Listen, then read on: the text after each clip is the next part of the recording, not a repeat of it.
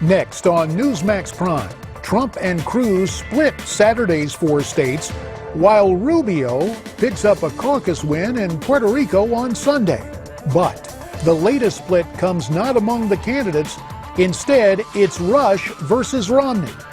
Also ahead, a conversation with John Kasich, and we remember Nancy Reagan, who the media caricatured as wrong, even when she was right.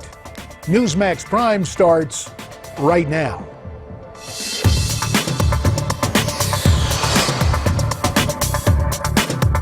Good evening. Welcome to the Monday night edition of Newsmax Prime. I'm J.D. Hayworth. Of prime interest tonight, what will happen tomorrow night?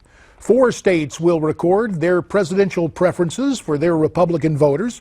Michigan and Mississippi hold primaries. Idaho and Hawaii hold caucuses. While GOP voters and caucus goers will select from among 4 candidates, Cruz, Kasich, Rubio, and Trump, one Sunday show trumpeted the differences between the 2 bystanders, Rush Limbaugh and Mitt Romney. Miranda Kahn has more. J.D. Rush Limbaugh isn't running for president, but Mitt Romney might be. I can't imagine anything like that happening, and I don't think anyone in our party should say, oh no, even if the people in the party wanted me to be the president, I would say no to it. No one's going to say that. But I can tell you this, I'm not a candidate. I'm not going to be a candidate. While Romney appeared to leave the door open to a draft movement at a brokered convention, Rush Limbaugh warned the GOP establishment against slamming the door on current frontrunner Donald Trump. If that happens, there's a walkout. If that happens, then you've got utter chaos. I think with the case of Trump, there's a much bigger upside than downside. A lot of people disagree with me on this, but the people who want somebody not of Washington, it's serious this time. It's the disconnect between the Republican Party establishment and the Democrat establishment and the people of this country is longer, broader, wider than I have ever seen it. Meantime, one candidate who appears very much on the outside looking in is current establishment favorite Marco Rubio. Despite his caucus win yesterday in Puerto Rico, our parent website, Newsmax.com, cites a Washington Post report describing the Rubio campaign in meltdown mode. But Senator Rubio hopes to turn the heat around a week from tomorrow in his home state of Florida. 99 delegates, winner take all, are up for grabs come March 15th in the Sunshine State. JD, back to you. Thanks, Miranda. For more on all of this, we're pleased to be joined by presidential historian and Reagan biographer Craig Shirley. Craig, of course, is also the author of the book, The Last Act, The Final Years and Emerging Legacy of Ronald Reagan. And Skyping in from Charlotte, the president of the Southern Evangelical Seminary, Dr. Richard Land. Craig, first to you.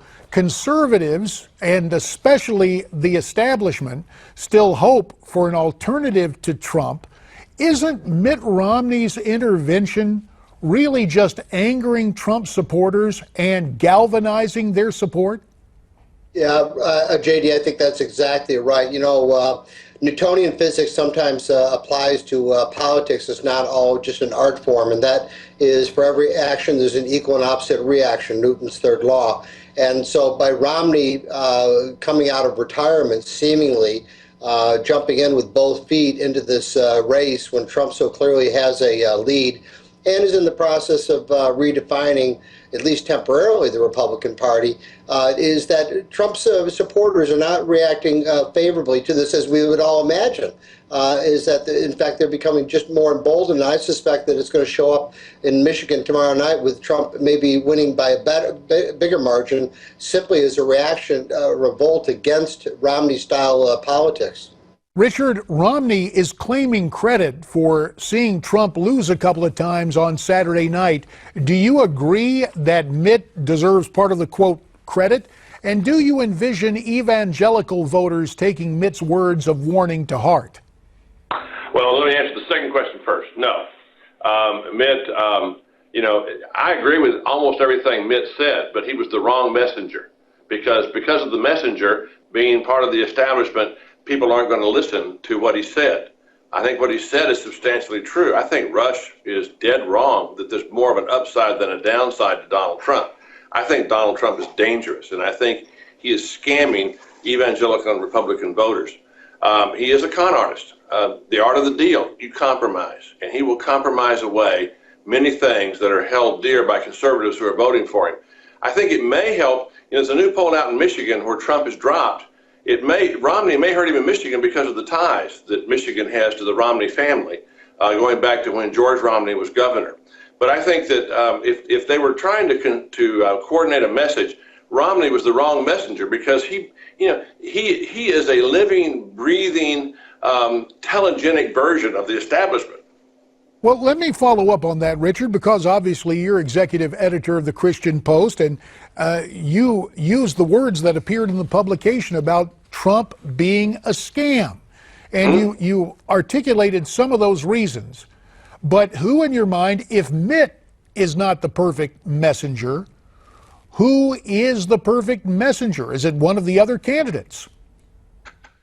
Not a perfect messenger, no. I think the best messenger would have been Rush Limbaugh, if he believed what I believed, or someone who's someone who has real cred with conservatives, someone who would say, who's not running against him, doesn't have any possible self-interest, but is just doing what's good for the country, to say, the best predictor of future performance is past behavior.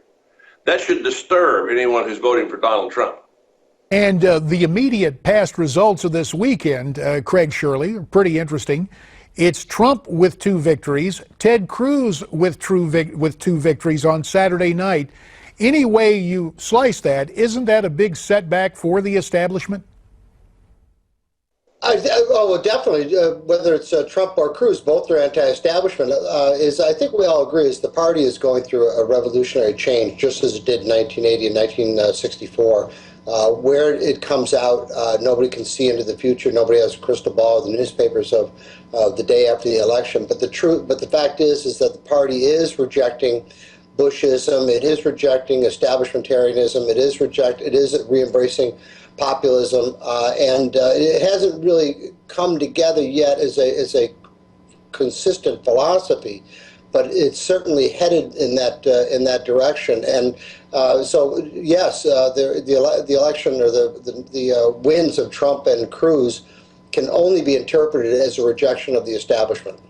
Marco Rubio has gone very heavy on the attacks against Donald Trump, and he was on CNN with Dana Bash.